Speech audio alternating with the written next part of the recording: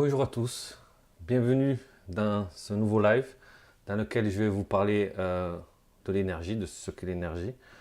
Bon, d'abord, je vais vous demander est-ce que vous m'entendez bien? J'ai l'impression que ça a l'air d'aller. Bonjour Isabelle. Ok, moi j'ai une bonne modulation, on va dire que c'est bon. Donc voilà, nouveau live sur YouTube, ayant pour thème l'énergie. N'hésitez pas à me poser des questions dans le chat. Voilà. Comme pour la dernière fois, je vous ai préparé quelques petites diapositives pour lancer le sujet. Et après, je répondrai aux questions que vous me poserez en direct. Voilà. Et n'hésitez pas à nous suivre sur nos réseaux sociaux. Donc, il y a tous les liens qui sont en description. On est maintenant sur Instagram, Facebook, la page Facebook, le groupe Facebook. Voilà, évidemment, notre site internet. Et le plus important, voilà, si vous voulez rater aucun événement, aucun live, aucune formation, mais aucun article, le mieux c'est de s'abonner à la newsletter directement sur notre site énergie-ciel-terre.fr. Voilà, tous les liens sont en description. Donc, je vais commencer avec cette petite présentation. Voilà, le thème d'aujourd'hui c'est qu'est-ce que l'énergie? Alors l'énergie, c'est quelque chose d'invisible, c'est une vibration, une information. Alors comme je le prends souvent à l'exemple de poste de radio, c'est pas parce qu'on ne voit pas quelque chose que ça n'existe pas. Vous voyez, un poste de radio, il suffit de régler sur la bonne fréquence et on peut capter quelque chose. On peut capter de la musique, voilà, une émission, alors que on ne voit pas les ondes se propager. Donc l'énergie, c'est pareil. On la sent pas, enfin, on pense ne pas la sentir. Mais si on est réglé sur la bonne fréquence, on peut la sentir. Certaines personnes la voient. Voilà, tout est une question de fréquence.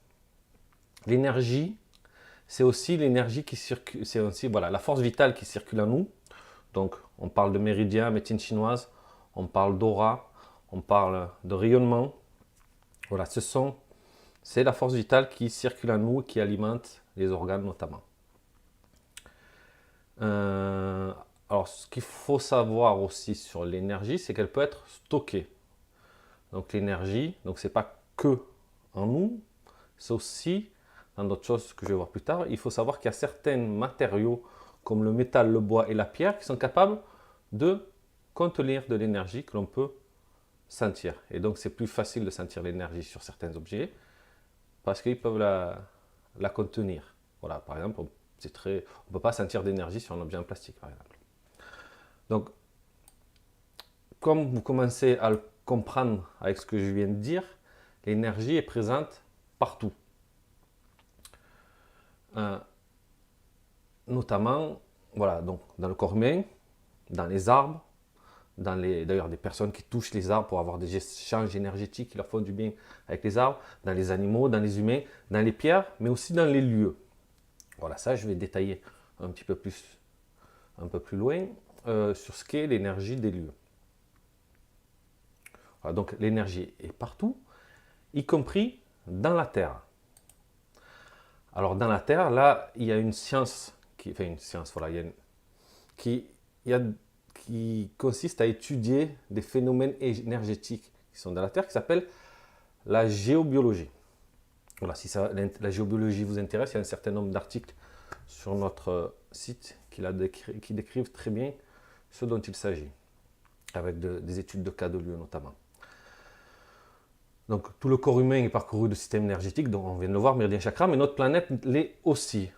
On parle de réseaux telluriques, les fameux réseaux Hartmann, Curie, qui sont étudiés. Quand un géobiologue étudie votre habitation pour savoir si elle est nocive pour vous, donc ce sont des choses qui mesurent les réseaux telluriques, les cheminées qui sont un peu les pores de respiration de la planète, les cheminées telluriques. Les réseaux telluriques, c'est un peu les méridiens de la planète, si vous voulez. Bon, il y a aussi dans les lieux la mémoire des murs qui entre en compte parce que, comme je vous l'ai dit précédemment, il y a certains matériaux, notamment la pierre, qui est capable de stocker l'énergie. Donc, dans une maison, notamment avec les murs en pierre, l'énergie du lieu par rapport à ce qui s'y passe, par rapport aux émotions qui sont vécues, peut se stocker dans les murs. Voilà. Donc, c'est un peu ce qui explique le fait que quand on rentre dans une maison, on se sente plus ou moins bien. Voilà, ça peut. C'est en fait c'est l'histoire de la maison qui a été absorbée par ces murs. Voilà, si c'est une maison où les gens ont vécu heureux, on se sentira forcément mieux que dans une maison où il y a eu des drames notamment. Donc voilà, la géobiologie, c'est l'étude des influences de la Terre, géo, sur le vivant bio. Voilà, et elle s'est étendue à l'ensemble des interactions entre l'environnement et l'être vivant. Voilà, et donc ces influences sont invisibles, mais elles sont ressenties par le corps. Elles peuvent jouer un rôle dans le bien-être des personnes, et ainsi que sur leur santé. Alors pourquoi? Mais parce que l'énergie interagit avec nous. C'est-à-dire qu'il y a notre énergie qui interagit avec l'énergie extérieure. Et inversement. Donc, comme je viens de le décrire, quand on est dans un environnement malsain, on va dire, notre énergie réagit. En l'occurrence, il y a d'ailleurs un système qui est mesurable de défense. En fait, on a une aura autour de nous, qui est une sorte d'énergie que l'on dégage, qui sert à nous protéger des énergies extérieures, notamment par rapport à ces interactions de l'énergie extérieure avec notre propre énergie. Donc quand on est face à une énergie qui est néfaste pour nous, notre aura a tendance à se compacter pour être plus dense, pour empêcher les mauvaises énergies de rentrer en nous. De même que quand on est en présence d'une énergie qui est bénéfique pour nous, notre aura se dilate pour laisser cette énergie interagir avec nous. Donc voilà, notre énergie réagit donc à notre environnement, mais aussi à nos émotions. C'est-à-dire que quand on est dans de bonnes dispositions, quand on a des émotions positives, notre énergie va vibrer plus fort, on va avoir un taux vibratoire, on va voir plus tard ce que c'est, le taux vibratoire, plus haut, et ça aura tendance à avoir aussi un impact sur notre énergie, mais aussi sur notre santé. Et oui, et chose très importante, notre énergie suit l'attention, notre intention et notre visualisation. Voilà, c'est-à-dire que avec un petit peu d'entraînement, si on souhaite emmener de notre énergie dans notre main, voilà, il faut bien concentrer notre intention, notre visualisation, et c'est assez facile de concentrer votre énergie dans une main. C'est ce que vous ressentez quand vous sentez de la chaleur ou du froid, quand vous êtes avec un magnétiseur qui vous fait des passes de magnétisme. Voilà, c'est ce déplacement de son énergie par son intention. Un thérapeute, d'ailleurs, avec son intention, arrive à faire des choses sur votre énergie de façon à vous traiter et vous faire vous sentir mieux. Donc, on vient de voir que l'énergie interagit avec nous. Alors, l'énergie, on va dire, elle a une forme. Elle peut avoir une forme, une consistance, un goût, une couleur. Mais, on va dire, au début, on ne la sent pas, on ne la voit pas, ce genre de choses. Et il existe, en fait, des sens qu'on appelle subtils qui permettent de travailler avec l'énergie et de la ressentir et d'interagir avec, parce que voilà, on a nos 5 sens habituels, mais on a aussi des clairsens. Voilà. Le clair ressenti, c'est la capacité de percevoir les énergies à l'aide de son sens du toucher. Et aussi la clairvoyance, pour certaines personnes qui arrivent à voir au niveau de l'énergie, il y a des personnes qui arrivent à visualiser l'aura. Il y a la clairaudience, voilà, tout ce qui est goût, odeur. Et le clair ressenti, je vais vous en parler un petit peu plus parce que c'est le sens qui est le plus facile à débloquer et à développer. Voilà, alors toutes ces capacités, ce ne sont pas des dons, ce sont des capacités qui sont endormies. Tout le monde les a, mais voilà, ça demande plus ou moins de travail pour arriver à les réveiller. Voilà. Comment ça se passe? C'est un peu à l'image du poste de radio.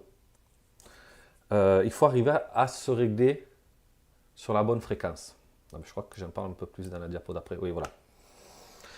C'est une histoire d'intention et d'inconscient. Voilà. Quand vous sentez du chaud, c'est quelque chose d'automatique. Au début, quand on veut commencer à travailler avec l'énergie, à ressentir l'énergie, il faut qu'on fasse comprendre clairement à notre inconscient ce que l'on veut faire. C'est un peu comme quand on n'apprend à conduire ou à marcher.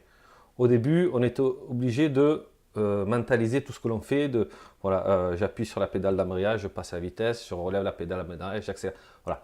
Et après, au bout d'un moment, ça se fait de manière automatique. Voilà, le temps qu'on va dire que notre inconscient comprenne et apprenne ce que l'on veut faire. Pour les clairsens, c'est pareil. Au tout début, il faut expliquer à notre inconscient ce qu'on veut faire. Par exemple, le clair ressenti, le fait de sentir avec les mains, c'est quelque chose qui s'active et qui se désactive. Qui se désactive tout seul en l'occurrence, mais voilà. Par exemple,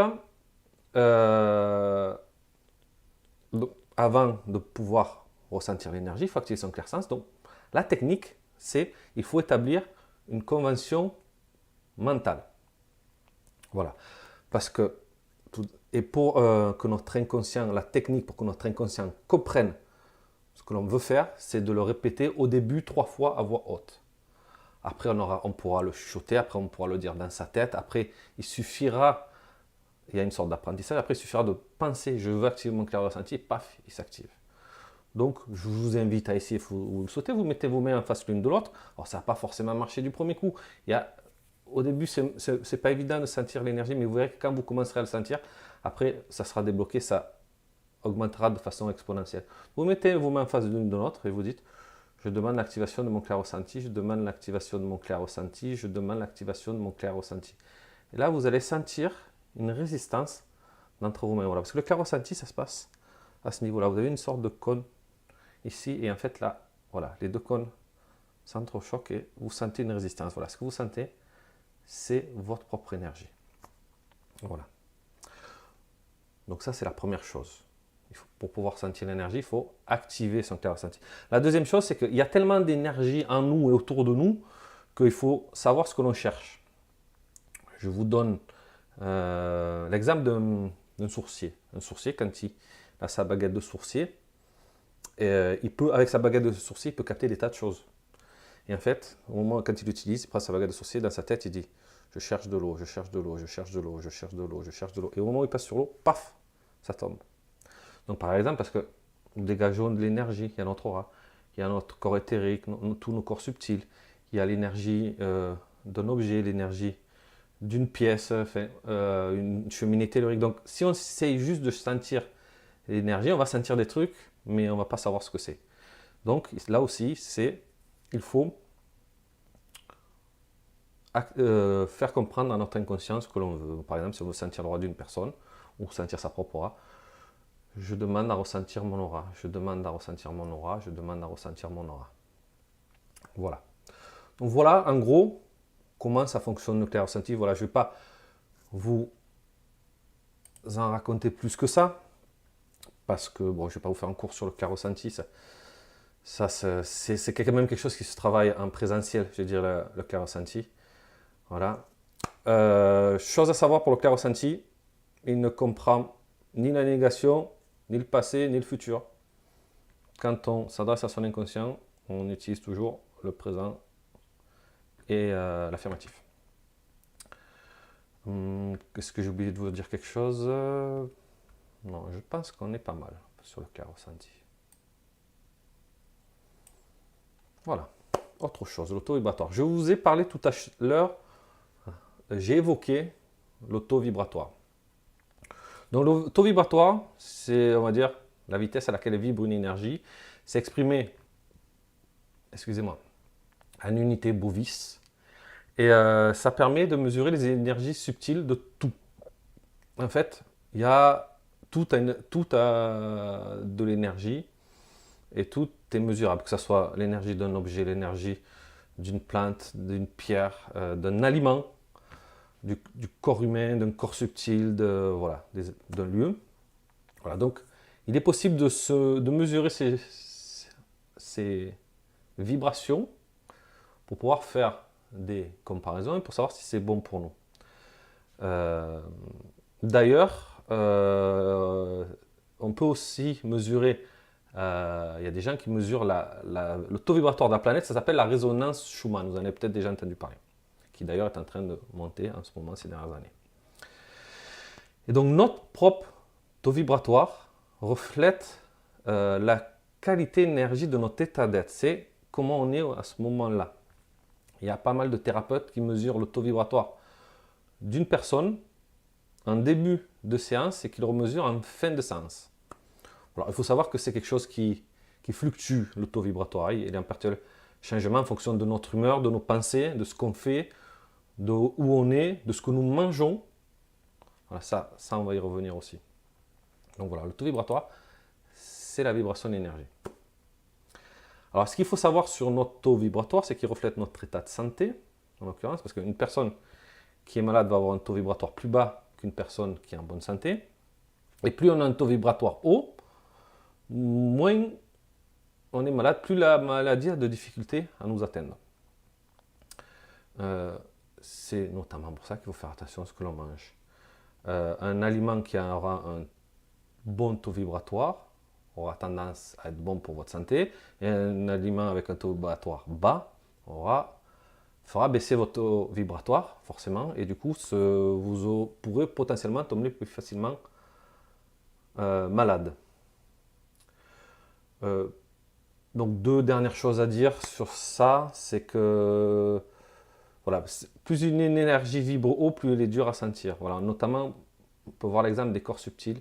Voilà, c'est plus facile de sentir le corps éthérique, donc qui est le premier corps subtil sur une personne, que son corps émotionnel, que son corps mental. Plus on va loin dans les corps subtils, plus ils vibrent haut, et plus c'est dur de les sentir à l'aide de son clair ressenti. Voilà. Et alors, ça se mesure à l'aide d'un abaque et d'un pendule. Un abaque, c'est...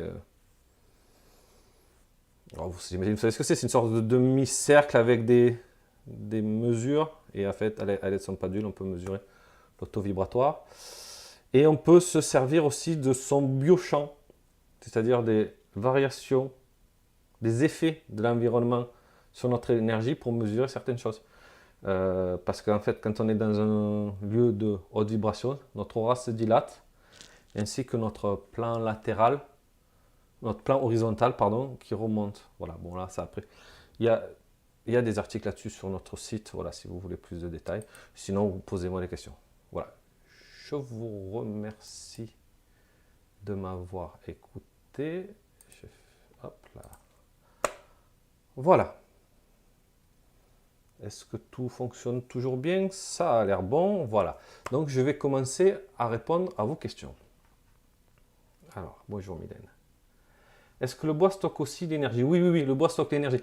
Alors, en fait, je vais préciser un petit peu. Les trois matériaux que je sais qui stockent l'énergie, alors après, je n'ai pas tout testé. Donc, c'est les minéraux, le bois, le métal. Le minéral le stocke plus facilement, plus rapidement, mais en moins grande quantité. Le métal, c'est beaucoup plus long, mais ça le stocke en beaucoup plus grande quantité, l'énergie, ça la stocke. Et le bois, c'est entre les deux. Voilà, donc c'est pour ça qu'une croix qui est restée longtemps dans une église où il y a eu des prières aura un bon effet sur le taux vibratoire. Encore plus une statue, par exemple.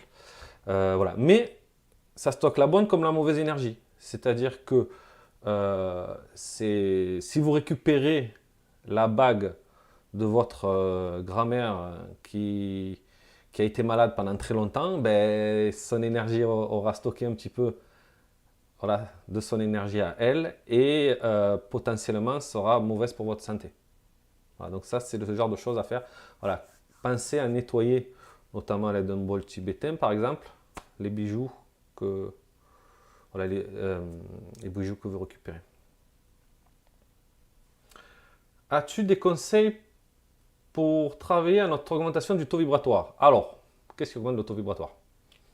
Tout ce qui est spiritualité, la méditation, donc la nourriture évidemment, manger sainement, l'alcool ça fait baisser le taux vibratoire, la viande rouge ça fait baisser le taux vibratoire.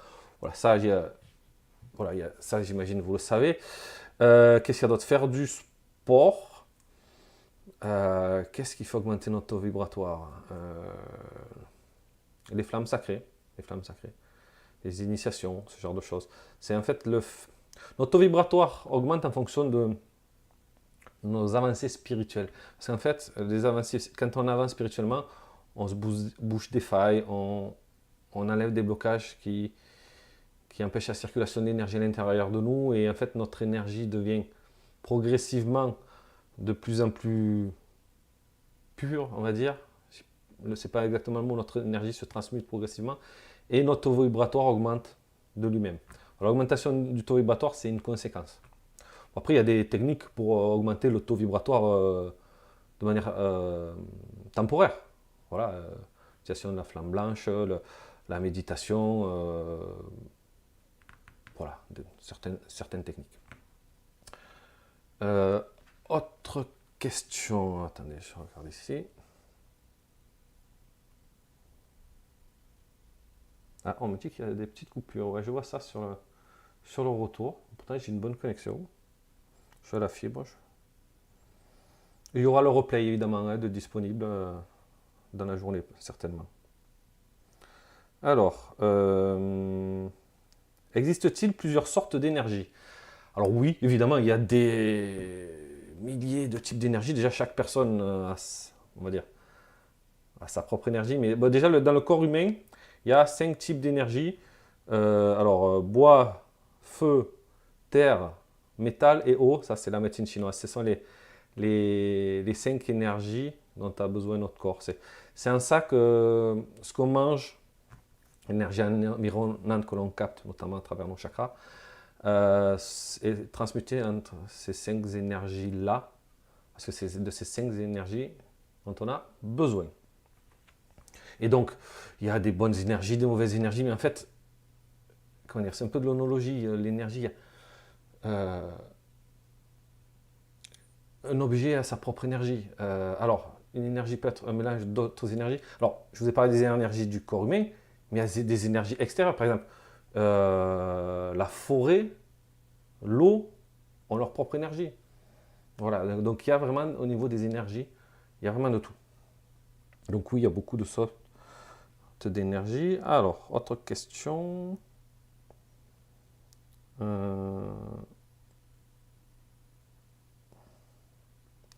Pourquoi et comment les symboles augmentent l'énergie? Ça, c'est un petit peu compliqué à expliquer. On peut imaginer par exemple une fleur de vie, un triskel ou un cube de métatron augmente l'énergie. Mais non, ça c'est un peu trop compliqué. Je ne vais pas me lancer dans ce genre d'explication-là. Un truc qui augmente l'énergie, c'est les pierres que vous portez. Le cristal de roche, tout simple, ça a la capacité d'augmenter les autres énergies. C'est-à-dire c'est assez neutre, un cristal de roche.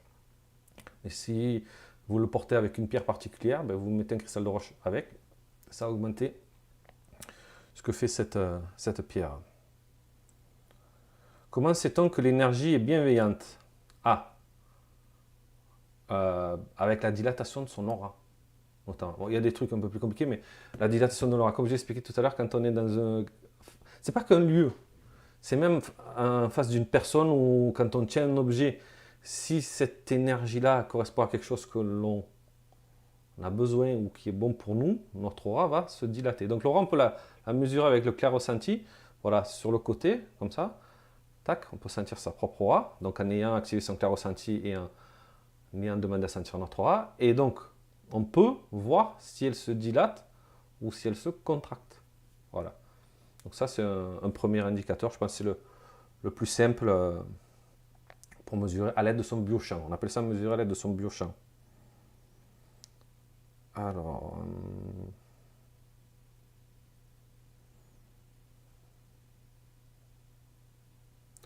est-ce que ma pensée est une énergie? J'ai envie de dire oui. C'est-à-dire que quand on pense à quelque chose, on émet une intention. Alors, plus on y pense fort, plus ça va être le cas. Et quelque part, au niveau énergétique, ça crée quelque chose. Si on est plusieurs personnes à penser à la même chose, on crée ce que l'on appelle un égrégore. Et plus on est de personnes à penser fort à quelque chose et à vouloir quelque chose, plus il y a de chances que ça se produise. Voilà, on part sur d'autres... On part sur de l'ésotérisme, mais voilà, oui, pour moi, la pensée est une énergie. Une énergie. C'est-à-dire que l'énergie est une information, j'ai dit aussi. Voilà, donc l'énergie, c'est une vibration, une information. Et donc, quand on émet une pensée, on crée une énergie chargée de cette intention. Alors, on parle d'énergie du ciel et de la terre, mais on sait qu'il y a des mondes parallèles invisibles. Est-ce que ce sont les mêmes énergies? Qu'elles se superposent? Y a-t-il attraction, répulsion comme en électricité? Oula.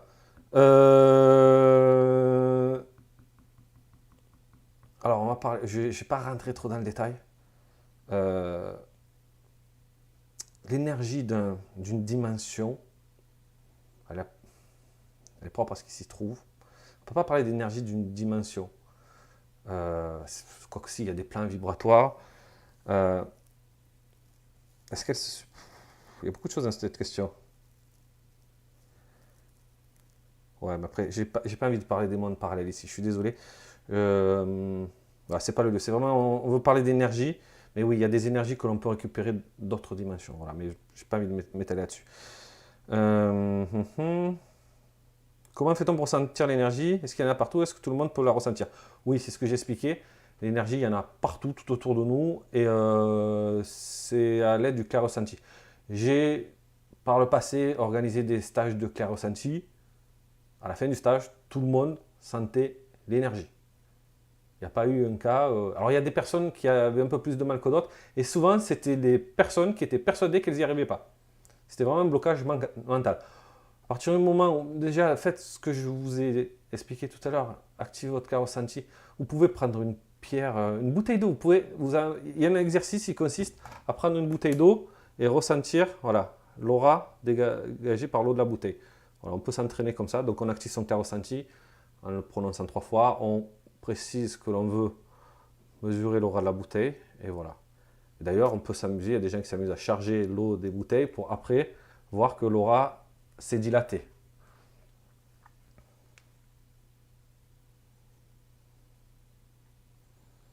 Alors, ensuite.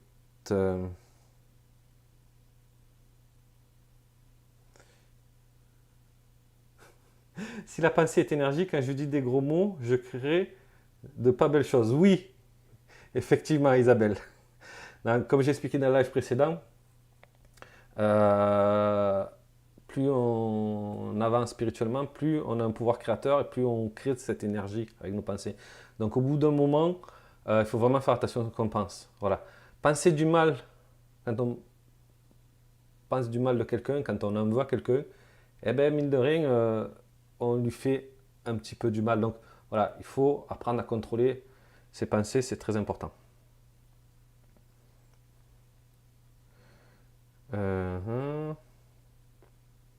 Comment peut-on la manipuler? Qu'est-ce qu'on peut en faire? Jusqu'où peut-on aller? Alors, comment peut-on la manipuler? Avec sa pensée, avec son intention. Voilà, ça demande juste un petit peu de travail. Voilà, c'est le genre de choses que j'apprends à mes élèves. Mais ce qu'on peut en faire, tout simplement, on peut charger des objets avec de l'énergie. Voilà, c'est le cas de ceci. Voilà, d'autres choses. Et en fait, dans mon bureau, il y a un certain nombre d'objets, d'ailleurs que j'utilise lors des stages de clair ressenti parce qu'ils sont faciles à sentir, parce qu'ils sont très chargés. Ce qui a pour effet d'augmenter le taux vibratoire de la pièce. Et ce qui fait que, voilà, on se sent bien dans cette pièce. Donc c'est une des choses qu'on peut faire. Après, quand il s'agit de manipuler l'énergie, c'est le travail des énergéticiens en fait, et des magnétiseurs. C'est ça qu'ils font. Quand ils manipulent l'énergie pour pouvoir faire en sorte que l'énergie circule mieux, pour que l'énergie soit de meilleure qualité sur un patient, pour que quand il reparte, il soit en meilleur état que quand il est arrivé.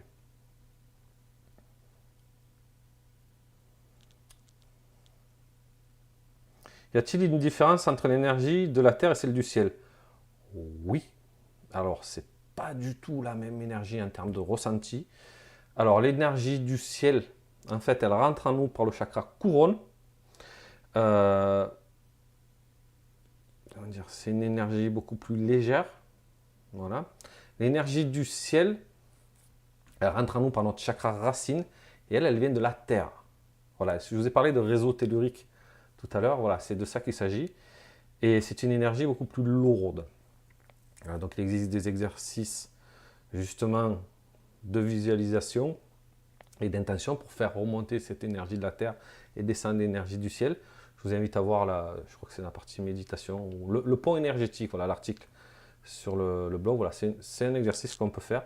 Et donc là, on sent bien la différence entre l'énergie du ciel et de la Terre. Quand on dit qu'il faut que l'on soit centré et qu'on dit qu'il faut s'ancrer régulièrement, c'est un lien avec ça.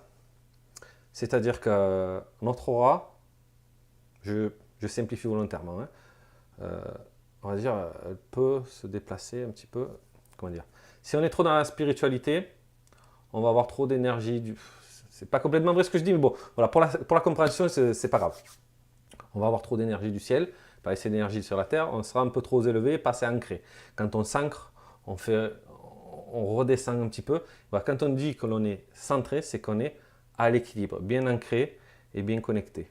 Voilà. Quand on dit être connecté, ça se passe par le chakra couronne, et s'ancrer, ça passe par le chakra racine. Et voilà. Donc c'est un lien avec ces deux énergies-là. Alors,